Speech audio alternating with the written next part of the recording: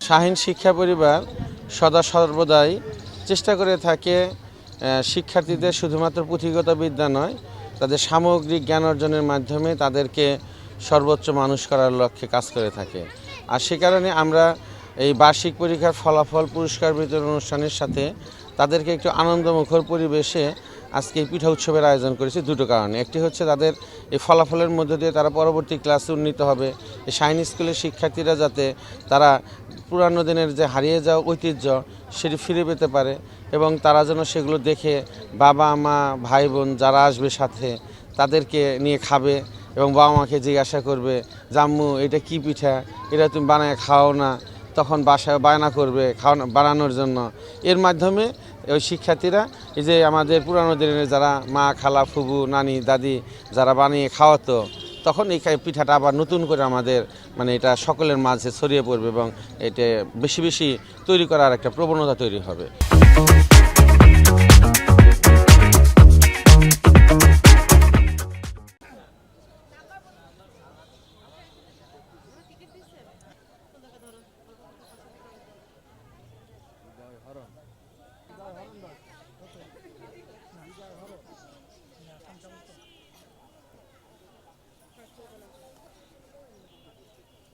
আমরা প্রত্যেক বছরই এই পিঠা উৎসবটা করে থাকি।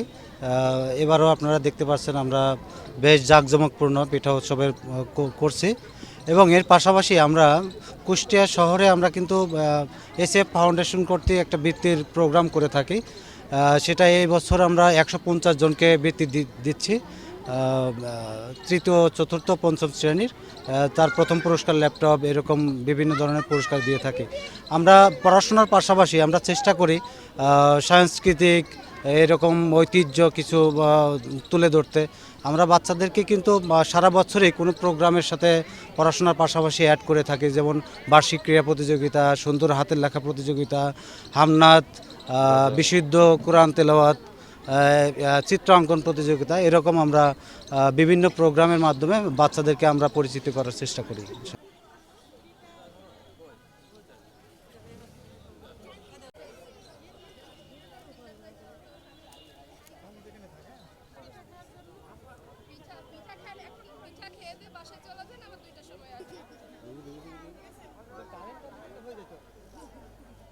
ভালো লাগছে, বাচ্চারা উৎসাহ তো পাচ্ছে। আমরা তো এই সব ধরনের পিঠা তো বাসায় দেখাতে পারি না, খাওয়াতে পারি না।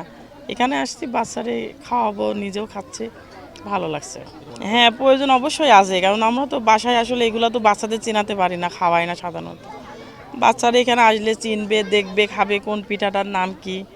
খুবই ভালো উদ্যোগ এটা, পিঠাপুলির উৎসব হওয়াটা।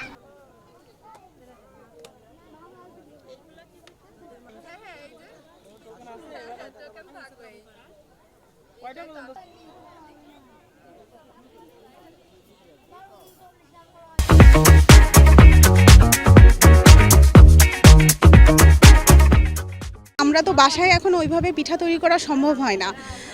বাচ্চারাও অনেক খুশি হয়েছে, সেই সঙ্গে আমরাও। পিঠা তো অনেক ধরনের তৈরি হয়, আমরা তো বাসায় হয়তো খুব বেশি হলে 1 থেকে 2 ধরনের পিঠা তৈরি করা হয়, সময়ের অভাবে তো একেবারেই কম। তো সেই সঙ্গে আপনার এই বাবুদেরকে নিয়ে এসে আমাদের আম্মারা যেরকম অনেক ধরনের পিঠা তৈরি করতো, আমরা তো অনেক ধরনের পিঠার সঙ্গে পরিচিত ছিলাম, কিন্তু আমাদের বাচ্চারা কিন্তু সেই সুযোগটা পায় না। তো এখানে আলহামদুলিল্লাহ পিঠা উৎসবটা করার জন্য বাচ্চারা বিভিন্ন ধরনের পিঠার সঙ্গে পরিচিত হতে পারছে, যেগুলো কখনোই বাসায় আমাদের পক্ষে করা সম্ভব হতো না। তো আলহামদুলিল্লাহ এই জন্য স্কুল কর্তৃপক্ষকে অনেক ধন্যবাদ বাচ্চাদেরকে এই সুন্দর একটা সুযোগ করে দেওয়ার জন্য।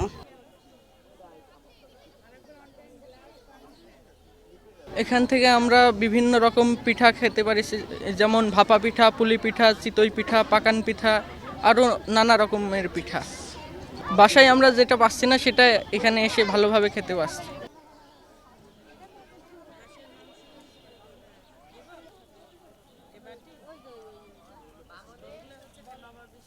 ভাপা পিঠা বাসায় পাওয়া যায় না, আর পুলি পিঠা তো আম্মা বানায় না। চিতই পিঠা বানাই, না হলে যে কোনো পিঠাই বানায় আম্মা, তা বেশিও বানায় না, একদমই কম বানায়।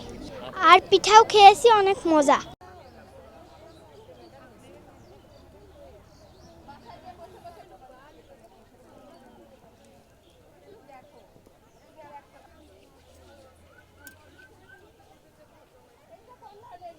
প্রতি বছর আয়োজন করে।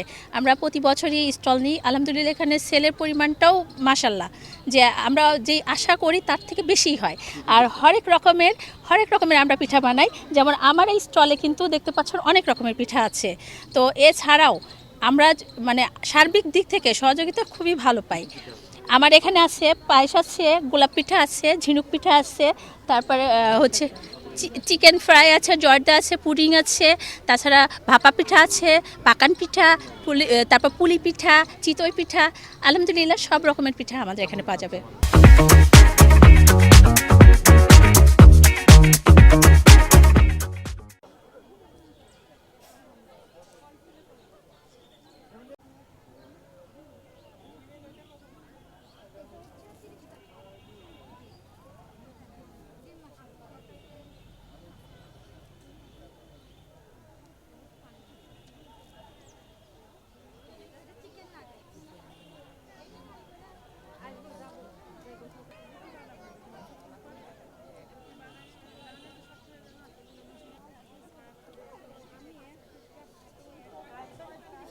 বিক্রি সকালবেলায় তো এখন শুরু হয়েছে, অনেকটা বিক্রি হচ্ছে, তবে সারাদিন মানে আমরা আশা করছি যে অনেক ভালো হবে।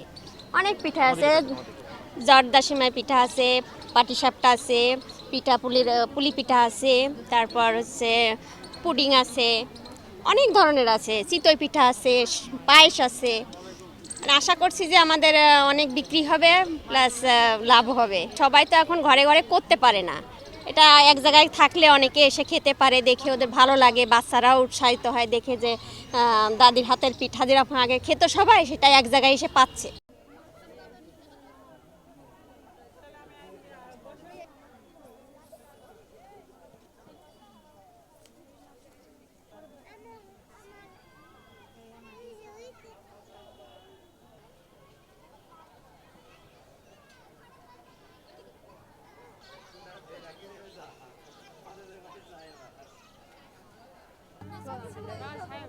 Ladies first.